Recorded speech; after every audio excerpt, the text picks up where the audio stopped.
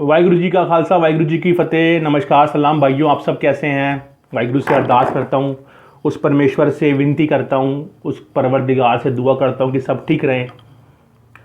दोस्तों, मरीज़ हमारे देश में बढ़ते ही जा रहे हैं और जो गवर्नमेंट है वो भी अपने अपने हिसाब से कोशिश कर रही है कि उसको क्योर किया जाए।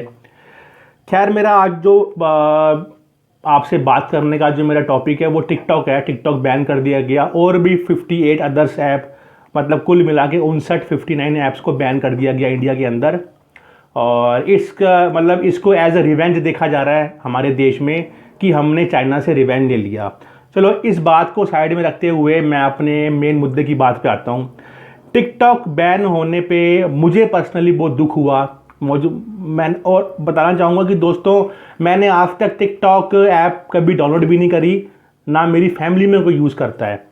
तो टिकटॉक ऐप से मेरा पर्सनल तौर पे कोई दूर दूर से नाता नहीं है और मैंने कभी टिकटॉक एप्लीकेशन डाउनलोड भी नहीं करी, ना कभी चला के देखा। और कभी ये कि मैंने कभी प्ले स्टोर पे जाके टाइप भी नहीं किया टिकटॉक के बारे में। हाँ, बस ये है कि फेसबुक वगैरह पे, सोशल मीडिया पे टिकटॉक ऐप्स वो जो बनाते हैं वो देखते थे कि अलग अलग तरीके के अलग अलग लोग हैं जो अपने अपने हिसाब से, जैसे उनको वाहिगुरु ने टैलेंट दिया है, जैसे जिसको जितनी समझ दी है उस हिसाब से लोग काम कर रहे थे।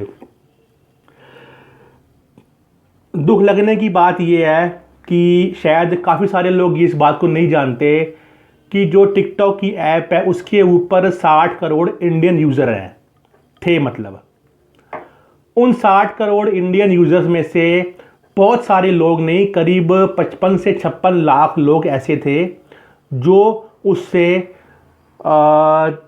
4 से लेकर 6,000 रुपये महीना कमाते थे। मतलब अब उनकी वीडियो पे इतने व्यूज़ आते थे। अब जैसे यूट्यूब है, जितने व्यूज़ आएंगे उस हिसाब से पैसा मिलता है, वैसे भी टिकटॉक का अपना एक एल्गोरिदम है कि इतने व्यूज़ पे इतना पैसा या इतने सब्सक्राइबर पे जो भी उनका कुछ ना कुछ होगा। तो सबसे बड़ी बात ये है कि जो 56 लाख लोग थे, सबसे बड़ी बात है कि उनको पैसा मिलना बंद हो गया। और उसके अंदर जो सबसे ज़्यादा परसेंटेज है वो है मजदूर वर्ग की, लेबर क्लास लोगों की। आपने देखा होगा कि जब कोरोना में लॉकडाउन हुआ था तो लेबर क्लास का हमारे देश के अंदर क्या हाल हुआ था, कैसे उनकी बुरी गत हुई थी। सड़कों के ऊपर बेचारे कई तो भूख प्यास से मर गए, मतलब ज़िंदगी की जद्दोजहद में लगे हुए थे कि अपने घर पहुंच जाएं। अभी हाल फिलहाल मार्केट में कोई काम नहीं है, मेरा खुद का बिजनेस है। जब से लॉकडाउन हुआ है और अभी शुरू हुआ है, वापस से ओपन होना शुरू हुआ है, तो ऐसा कोई काम नहीं है कि हम लाखों रुपए या हज़ारों रुपए भी दिन के कमा रहे हैं, ऐसा भी कुछ भी नहीं है।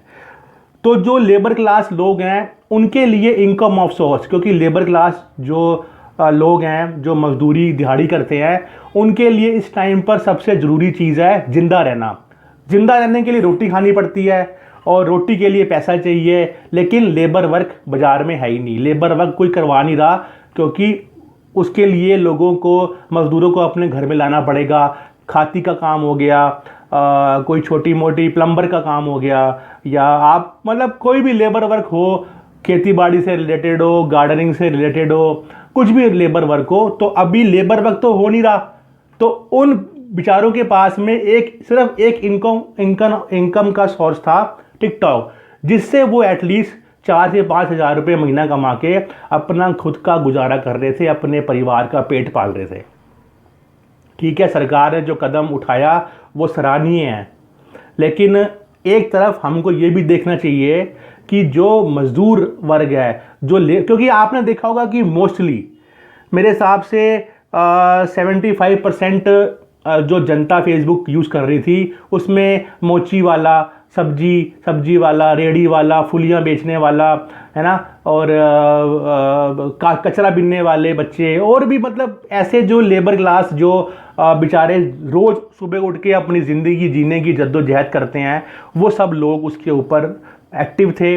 और कईयों को, 56 लाख लोगों को उससे रोज़गार मिल रहा था, करीब 4 से 5 हज़ार रुपये का महीने का उनका खर्चा चल रहा था। तो दुख इस बात का है क्योंकि लेबर वर्क बिल्कुल नहीं है, तो सरकार भी अभी सब जगह नहीं पहुंच पा रही है। लॉकडाउन के अंदर सरकार का रवैया हम सब ने देखा था, कोई छुपा हुआ नहीं है। ठीक है, और अभी भी आप देखें और भी कई 10 चीज़ें हम लोग कर सकते थे, और भी ऐसी चीज़ें थी जिससे हम चाइना को फटकार लगा सकते थे। लेकिन मेरे लिए मेरा पर्सनल जो सोचने का नज़रिया वो ये है कि सरकार ने ये काम गलत किया। एक बात और आपको मैं बता देता हूँ कि 10 से 15 दिन के अंदर इसका जो बैन है वो भी हट जाएगा। हो सकता है कि ये भी एक जनता को बेवकूफ़ बनाने का एक पैतरा हो सकता है। और क्योंकि हम तो वही मान लेते हैं जो न्यूज़ में दिखाया गया है ना। जैसे अभी रामदेव की कोरोनिल को पहले बैन कर दिया गया, फिर वो खुल गया। तो बहुत सारी चीज़ें दोस्तों छुपी होती हैं पीछे, हमारे पीछे ऐसा बहुत कुछ चल रहा होता है कि भाई पहले उसको बैन करेंगे ताकि वो पॉपुलर हो जाए। समझ रहे हैं मेरी बात को आप, है ना। वैसे ही है कि और एक बात और, टिकटॉक से सरकार ने 30 करोड़ रुपए पीएम केयर फंड के अंदर फंड लिया हुआ है। तो कल को वो अपना फंड मांग ले वापस, तो 30 करोड़ रुपए उनको वापस देने पड़ेंगे। और भी जो 59 ऐप्स हैं वो उनको बैन किया गया। और भी कई तरीके थे बैन करने के, और भी दूसरे तरीके हो सकते थे, लेकिन ये सीधा सीधा सरकार ने सोचे समझे गरीब मार करी है। मैं इसको गरीब मार बोलता हूँ।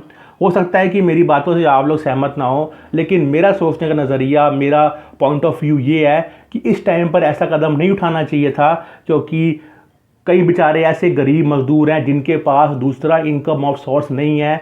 वो टिकटॉक से जी रहे थे, चाहे उसका बच्चा काम कर रहा था, चाहे वो बीवी काम कर रही थी, चाहे वो हस्बैंड काम कर रहा था, या पूरी फैमिली लगी हुई थी, या बच्चे बच्चे आपस में लगे हुए थे, भाई बहन, मतलब कुछ भी ऐसा था कि उनको टिकटॉक से इनकम प्राप्त हो रही थी, पैसा प्राप्त हो रहा था अपना घर चलाने के लिए।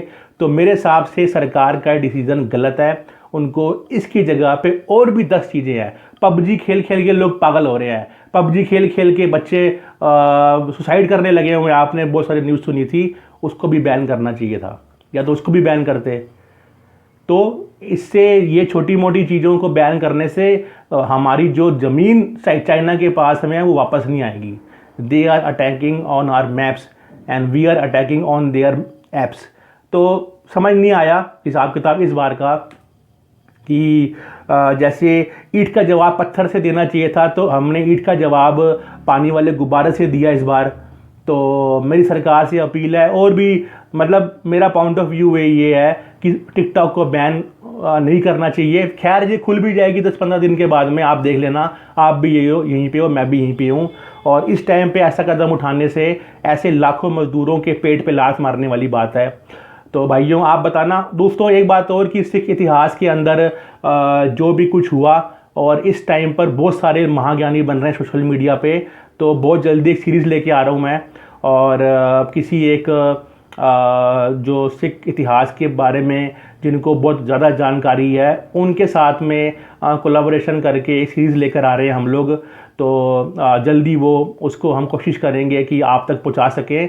तो जो लोग फेंकने में लगे हुए हैं, जो लोग अपने हिसाब से तथ्यों को पेश कर रहे हैं, तो आपको जो सिख इतिहास के अंदर जो एक्चुअल में हुआ वो आपको हम कोशिश करेंगे दिखाने की। और भाइयों मैं आपसे पहले भी अपील करी थी, आपने आसपास कोई भी ऐसा परिवार हो जिसको ज़रूरत हो, तो हम एटलीस्ट उनको खाना दे सकते हैं। अगर पैसा नहीं दे पाएँ उनको पानी दे सकते हैं, उनको कुछ भी दे सकते हैं ऐसा जिनकी उनकी हेल्प हो सके।